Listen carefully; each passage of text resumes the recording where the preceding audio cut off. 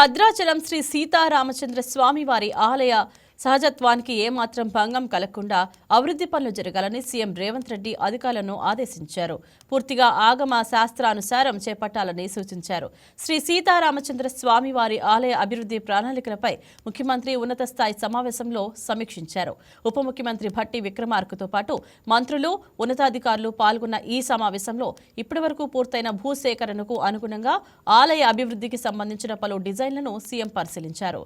ఆగమ శాస్త్రానుసారం అభివృద్ధి పనులు నిర్వహణ అనే సందర్భంగా భక్తులకు ఎలాంటి ఇబ్బందులు కలగకుండా 3 దశల్లో పనులు పూర్తి చేసేలా ప్రణాళికలు సిద్ధం చేసుకోవాలని ముఖ్యమంత్రి రేవంత్ రెడ్డి చెప్పారు.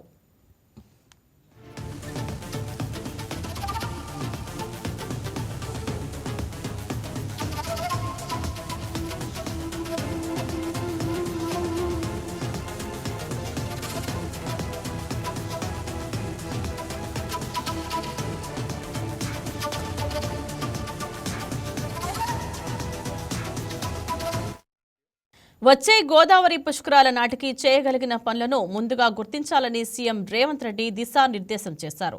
అందుకు సంబంధించిన అంచనాలతో తొలి దశ అభివృద్ధి ప్రణాళికలు సిద్ధం చేయాలని ఆదేశించారు. గోదావరి పుష్కరాల ప్రణాళికలకు అనుగుణంగా ఆలయ సమీపంలోని పుష్కర ఘాట్ల నిర్మాణం, అభివృద్ధి పనులు జరగాలని చెప్పారు. 2027 మార్చి 31 నాటికి తొలి దశ అభివృద్ధి పనులు పూర్తి చేసే లక్ష్యంతో పనులు జరగాలని సూచించారు. పుష్కరాలు ముగిసిన అనంతరం మిగతా పనులు పూర్తి చేసేందుకు కూడా ఇప్పుడే ప్రణాళికలు, అంచనాలు సిద్ధం చేయాలని ముఖ్యమంత్రి రేవంత్ రెడ్డి ఆదేశించారు.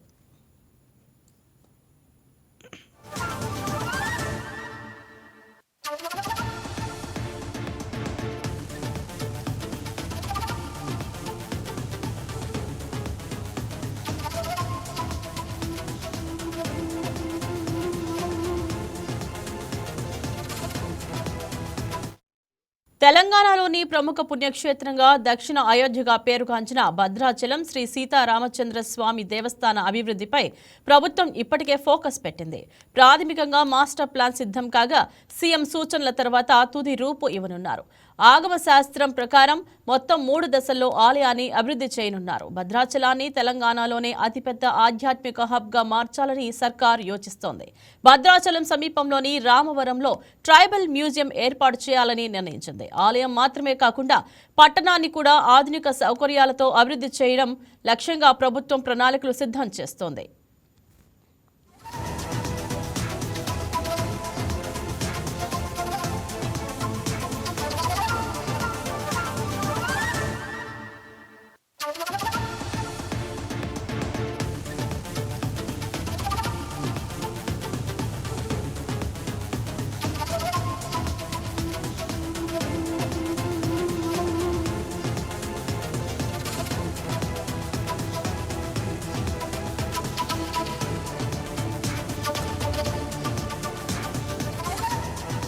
Please subscribe to YK TV Network. Please subscribe to YK TV. Please watch YK News.